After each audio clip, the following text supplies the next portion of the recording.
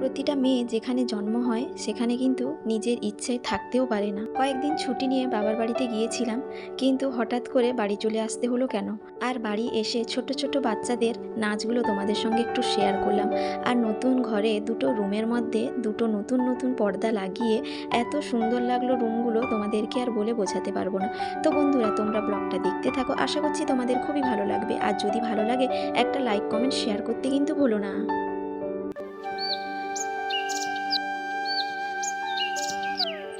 শুভ সকাল বন্ধুরা, কেমন আছো তোমরা সবাই? আশা করছি সবাই ভালো আছো, সুস্থ আছো, আর আমরাও ভালো আছি। আমার আরও একটা নতুন ব্লগে তোমাদের অনেক অনেক স্বাগত জানাচ্ছি। তো সকাল সকাল উঠেই কিন্তু তোমাদের সঙ্গে একটু প্রাকৃতিক পরিবেশটা শেয়ার করে নিলাম। ছাদের ওপর থেকে ভীষণ সুন্দর লাগছিল পরিবেশটা, আর রোদ কিন্তু বেরিয়ে পড়েছে। আর যেহেতু বাবার বাড়িতে আছি, একটুখানি উঠতেও দেরি হয়েছে। তো যাই হোক, তারপরে এসে যখন দেখি দাদা বৌদিরা এখানে ওই ইলেকট্রনিক্সের কিছু কাজ করছিল, যেটা কয়েকদিন ধরে চলছে। তো সোমু ওখানে বসে পড়েছিল। তো তারপর আমি কিন্তু এখানে ব্রাশ করে নিয়েছি। তো সোমু কিন্তু ব্রাশ করে নিয়েছে। তো তারপর একটু চা বসিয়েছি। কি বলো তো, আজকে কিন্তু সবাই চা খেয়ে নিয়েছে, চাটাও শেষ হয়ে গেছে। তো বৌদি বলেছিল বানিয়ে দিবে, আমি বললাম না, বানাতে হবে না, আমি একটু হালকা করে চা বানাবো, কারণ সোমু খাবে বলছে। এমনিতে ওকে চা দিই না কোনো সময়। তো ও ঘুম থেকে ওঠার আগেই আমি চাটা খেয়ে নিই বেশিরভাগ ক্ষেত্রে, বা লুকিয়ে খাই, ওকে দিই না কোনো সময়। যদি ও খেতে চাই লিকার চাটা দিই, দুধ চা তো দিই না। কিন্তু আজকে যেহেতু সামনে একেবারে আছে, তো একেবারেই ছাড়ছে না, বলছে খাবো। তো তার জন্য দেখতেই পাচ্ছ একেবারে হালকা করে বেশি করে দুধ দিয়ে চাটা বানিয়েছি। তো প্রথমে একটা বিস্কিট নিয়েছিল, ওটা পছন্দ হলো না, তারপর আর একটা বিস্কিট নিল। তো যাই হোক, চা খেয়ে তারপরে চান করে চলে এলাম, আর কয়েকটা কাপড় ধুয়েছিলাম সেগুলো রোদে দিলাম। আর আজকে আমার সকালে ডিউটি আছে, তো তার জন্য কিন্তু বেরিয়ে পড়েছি আমি রেডি হয়ে। আর বৌদি এখানে টিফিনে আলু ভাজা আর মুড়ি দিয়েছে। আর যে আলু ভাজাটা দেখছো, ওটা কিন্তু তোমাদের দাদাভাই খাবে। ওকে ফোন করেছিলাম সোমুকে নিয়ে যাওয়ার জন্য, যেহেতু ও বাবা মা ছাড়া সেরকম থাকতে চায় না, সেই কারণে। তো তার জন্য তোমাদের দাদাভাই আসবে, এক্ষুনি নিয়ে যাবে। আর আমি এদিকে বেরিয়ে পড়েছি ডিউটিতে যাব বলে। আর এদিকে বৌদি রান্না করছিল, তো তার জন্য তোমাদের সঙ্গে একটু শেয়ার করলাম, কারণ সোমু খেয়ে যাবে, দাদার ছেলেও খেয়ে যাবে, আর তোমাদের দাদা ভাইও অফিস যাবে। তো তার জন্য রান্না বসিয়েছে বৌদি। আর এদিকে সোমু কান্নাকাটি করছিল যে আজকে স্কুলে যাব না বলে। তো আমি বললাম ঠিক আছে, আজকে স্কুলে যেতে হবে না, মামার ঘরেই না হলে থেকে যাবে। তো বন্ধুরা, এখন হচ্ছে বিকেলবেলায়, আমি ডিউটি থেকে চলে এলাম এক্ষুনি। তো এসে ফ্রেশ হব প্রথমে। আর প্রচণ্ড পরিমাণে খিদেও পেয়েছে, তো তার জন্য বৌদি ওদিকে ভাত বাড়ছে, আমি এদিকে চলে এলাম কাপড়গুলো রোদে দেওয়ার জন্য। যেহেতু রোদ এখনও আছে, তো তার জন্য ভাবলাম রোদে কাপড়গুলো দিয়ে দিই, জলটা আপাতত শুকনো হয়ে যাবে, আর যেটুকু ভেজে থাকবে পরে ঘরের মধ্যে মেলে দেব।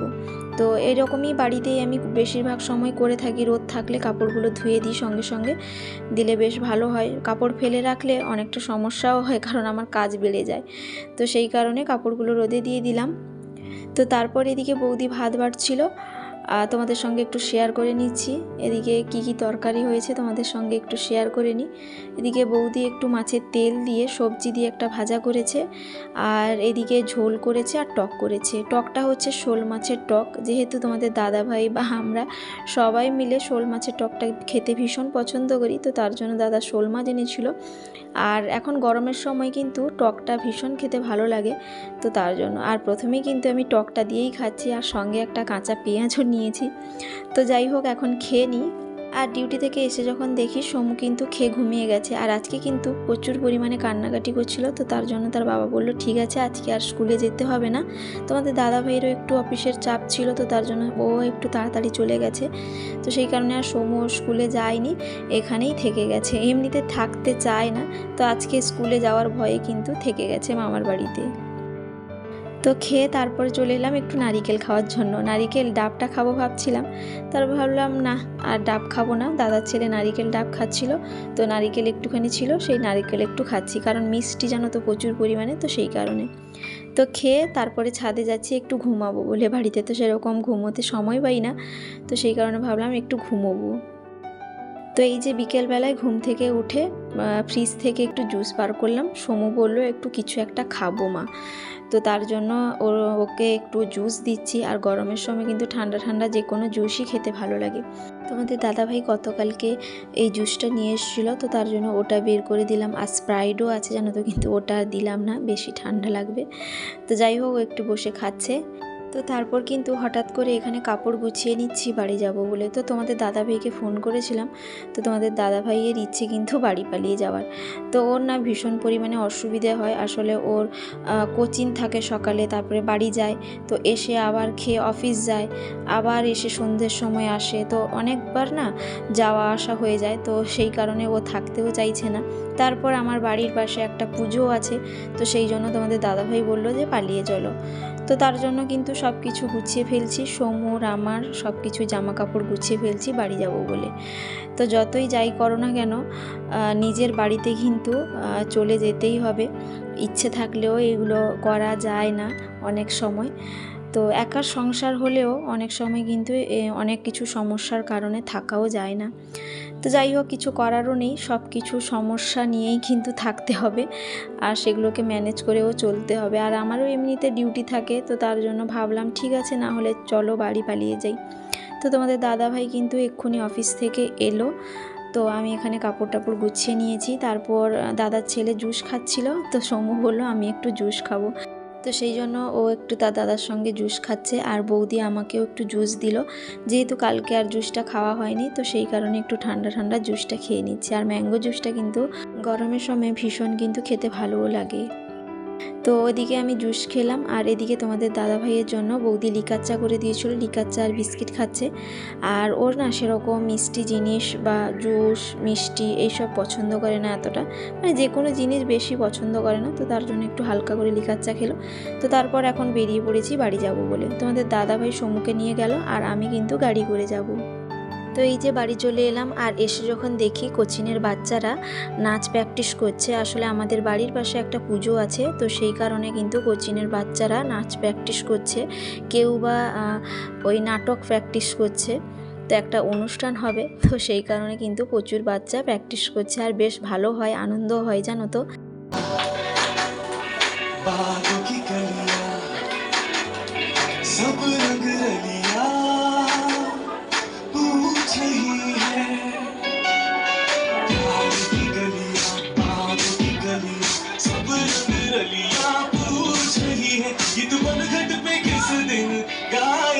मेरे सपनों की रानी कब आएगी तू, आई रुत मस्तानी कब आएगी तू, जीती जाए जिंदगानी कब आएगी तू, चलिया तू चलिया, मेरे सपनों की रानी कब आएगी तू, आई रुत मस्तानी कब आएगी तू, जीती जाए जिंदगानी कब आएगी तू, चलिया तू चलिया।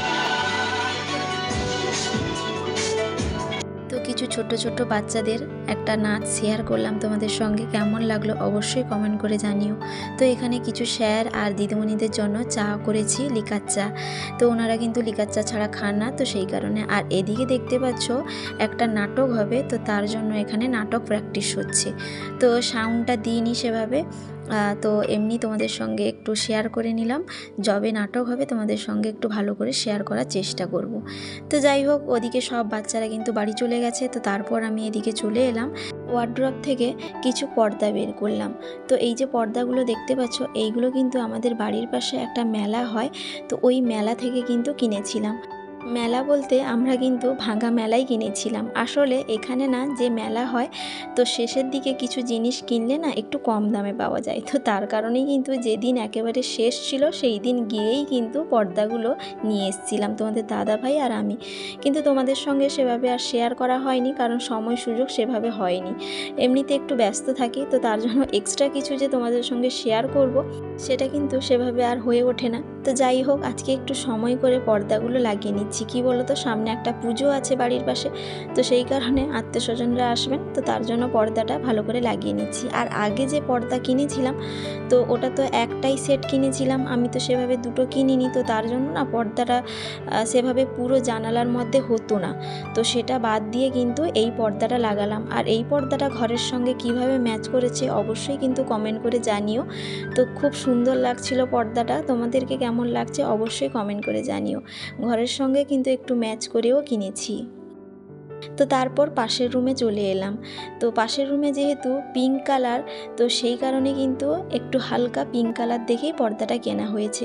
ওইদিকে যেহেতু একটু ডিপ কালার আছে, তো তার জন্য প্রথমে যে দুটো পর্দা কিনেছিলাম দুটো জানালার জন্য, তো দুটো জানালার কিন্তু পর্দা লাগানো হয়নি, একটা জানালাতেই কিন্তু দুটো পর্দাটা লাগিয়েছি, যেহেতু জানালাগুলো বড় বড়, তো সেই কারণে। আর এদিকের জানালাটা বেশিরভাগই ফাঁকা থাকতো, নাহলে কোনো সময় কিছু একটা কাপড় দিয়ে দিতাম। তো এখন যেহেতু পর্দাটা আছে, তো তার জন্য একটু পর্দাটা লাগিয়ে নিচ্ছি। আর পর্দাটা লাগাচ্ছি যে একটু হালকা কালারে, যেহেতু এদিকে হালকা কালারই আছে দেওয়ালটা, তো সেই কারণে হালকা কালার দেখেই কিন্তু কেনা হয়েছে। তো পর্দাগুলো তোমাদেরকে কেমন লাগছে অবশ্যই কিন্তু কমেন্ট করে জানিও। আর ঘরে কিন্তু দুটো পর্দাই এত সুন্দর করে ম্যাচ করেছে, তোমাদেরকে আর কি বলবো, কেমন লাগছে কিন্তু অবশ্যই তোমরা কমেন্ট করে জানিও। আর আমাদের তো বেশ ভালোই লাগছে, কারণ দুই দিকে না দুটো কালার এত সুন্দরভাবে ম্যাচ হয়েছে, তোমাদেরকে আর কি বলবো। আর এই রুমটা সেভাবে ব্যবহার হয় না, ওই তোমাদের দাদা ভাই টুকিটাকি কাজ করে অফিসিয়ালি, আর ওই জেরক্স কম্পিউটারে টুকিটাকি কাজ এইগুলোই করে। আর সমু মাঝে মধ্যে একটু পড়াশোনা করে, তো এই রুমটা কিন্তু সেভাবে আর ব্যবহার হয় না। তো ভেবেছি একটা ভালো একটা পালঙ্ক কিনে এখানে ফেলবো, দিলে একটু ঘরটা না বেশ ভালো লাগবে, তো সেই কারণে। তো তারপর এদিকে সমু কিছু খেলনা নিয়ে ওই ঘর বানাচ্ছে, মানে ঘর নয় ঠিক মন্দির বানাচ্ছে ঠাকুর রাখবে বলে। ও একটু বেশি সাজাতে পছন্দ করে।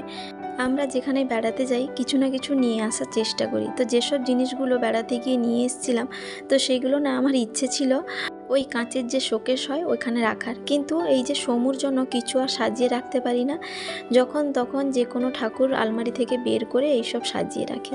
তো যাই হোক, তারপরে এদিকে বেরিয়ে পড়েছি, দেখতেই পাচ্ছ। এখন যাব ছোটদার বাড়িতে, যেহেতু আমাদের বাড়ির পাশে একটা পুজো আছে, তো সেই কারণে কিন্তু ছোটদার ঘরে চলে এলাম ডাকতে। ওই কালকে এসছিলাম সমুকে নিয়ে, কিন্তু কি বলতো সমু কান্নাকাটি করছিল, তো তার জন্যই কিন্তু পালিয়ে গেছিলাম, সেভাবে আর ঘরে ঢুকতে পারিনি, রাস্তা থেকেই পালিয়ে গেছি বলতে গেলে। ওর তো কি বলতো মুড যখন ভালো থাকে ঠিক আছে, খারাপ হয়ে গেলে আর কোনো জায়গায় থাকবে না। তো এসে কিন্তু আরম্ভ করে দিয়েছে দিদি সব কিছু জিনিস বের করানো। তো এসে একটা ফ্যান বের করে হাওয়া খাচ্ছিল, ওটা তার মামা কিনে দিয়েছিল। মামা বলতে আমার দাদার মেয়ের কথা বলছি। আর এদিকে দাদা কিন্তু সমুকে কয়েকটা আঁকা ছবি দেখাচ্ছে। এই ছবিগুলো কিন্তু আমার দাদার মেয়ে এঁকেছে, ভীষণ সুন্দর আঁকে। প্রথমের দিকে ও কিন্তু আঁকা শিখতো না, তো রিসেন্ট ওই আঁকা ক্লাসে ঢুকেছে, ভীষণ সুন্দর আঁকে বলে তার বাবা ভর্তি করে দিয়েছে। দেখতেই পাচ্ছ কত সুন্দর এঁকেছে, এগুলো কিন্তু না শিখে সে প্রথমে এঁকেছে এগুলো, তো তারপর এখন কয়েকদিন হলো ভর্তি করেছে। তো সেইগুলোই কিন্তু আমার সম্মুখে দেখাচ্ছিল যে দিদিভাই কত সুন্দর এঁকেছে দেখো, তো ভীষণ সুন্দর লাগছিল জানো তো। তো যাই হোক, তারপরে বৌদি একটু চা করলো, চা খেলাম, তার আগে কিন্তু একটু জুসও সবাই মিলে খেয়েছি। আর এদিকে এই সমু চলে এসছে তার দিদির কাছে, তার দিদি পড়তে বসছিল আর রং নিয়ে বলছে আমি সব রং বাড়ি নিয়ে যাব। তো এদিকে আমি না বলছিলাম, তার দিদি কিন্তু বুঝতেও পারেনি, তো সব রং তুলি এইগুলো দেখাচ্ছিল আর দেখে বলছে আমি বাড়ি নিয়ে যাব। তো যাই হোক, তারপর এদিকে চলে এলাম, এসে যখন দেখি বৌদি এখানে পরোটা আর আলু ভাজা করবে। আর আমরা না বলছিলাম, বলল যে আসো না সেভাবে, আর না খেয়ে কি যাবে, সন্ধ্যার সময় এসছো। তো সেই জন্য এখানে আলু ভাজা আর পরোটা হচ্ছে। আর দাদা কিন্তু বিরিয়ানি আনতে যাবে বলছিল, আমি না বললাম, কারণ দুপুরে যে বড়দার ঘরে ছিলাম না, সমু কিন্তু দুপুরে বিরিয়ানি খেয়েছে, মানে আমার বড়দার ছেলে স্কুলে গেছিলো, তো স্কুল থেকে ফেরার পথে বিরিয়ানি নিয়ে এসেছিলো, তো 3 ভাই মিলে কিন্তু বিরিয়ানি খেয়েছে। তো তার জন্যই আমি না বললাম, যে বাচ্চা ছেলে সবসময় রিচ খাওয়াটাও ভালো নয়। তো যাই হোক, ওদিকে বৌদি পরোটা আলু ভাজা করছে, আর এদিকে যখন এসে দেখি এই যে ভাই আর দিদি মিলে রং আর তুলি নিয়ে এদিক সেদিক দৌড়োদৌড়ি হচ্ছে। তো সমু বারবার দেখাচ্ছে যে দেখো আমি তোমার জিনিসগুলো নিয়ে নিয়েছি। তো তারপর এদিকে যখন এসে দেখি বৌদির আলু ভাজা হয়ে গেছে, আর বৌদি এখানে পেঁয়াজি করবে বলে এখানে পেঁয়াজির জন্য বেসন পেঁয়াজ এইসব মাখিয়েছে। আমি না বলছিলাম যে দেরি হয়ে যাচ্ছে, কিন্তু কোনো কথা শুনলো না, সেই পেঁয়াজি ছাঁকা আরম্ভ করে দিয়েছে। তো তারপর ঘরে চলে এসেছিলাম, আর এসে যখন দেখি সমু তার দিদির রং দিয়ে এই যে আঁকছে, আর আমি যখন আসি আমাকে দেখাচ্ছে যে মাম্মাম দেখো আমি কত সুন্দর এঁকেছি। তো যাই হোক, কোনো কথা কিন্তু শুনছে না, আর রং পেলে তো বলতে হলো না, যেখানেই ফাঁকা পাবে একেবারে রঙে ভর্তি করে দিবে। তো যাই হোক, তো তারপরে কিন্তু এদিকে বৌদির ভাজা ভাজি সব কিছু হয়ে গেছিলো। তো তারপর এখানে বৌদি সবার জন্য বেলে দিয়েছে, মানে তোমাদের দাদাভাই আর আমার জন্য। আর আমি বললাম যে পরোটা আমি দুটো খাবো না, একটাই খাবো, আর সমু তো একটুখানি খাবে। তো তার জন্য একটা পরোটা তুলে দিয়েছি, ওদিকে আলু ভাজাও একটু তুলে দিয়েছি। আর তো তারপর এদিকে সমুকেও খাইয়ে দিয়েছিলাম, আর আমিও একটু খেয়ে নিচ্ছি। আর তোমাদের দাদাভাই বললো মুড়ি খাবে, ও কিন্তু মুড়ি খাচ্ছে। তো যাই হোক বন্ধুরা, আজকের মতো ব্লগটা এখানে শেষ করছি। কেমন লাগলো জানাতে কিন্তু ভুলো না। তো সবাই ভালো থাকবে, সুস্থ থাকবে, আবারও দেখা হবে।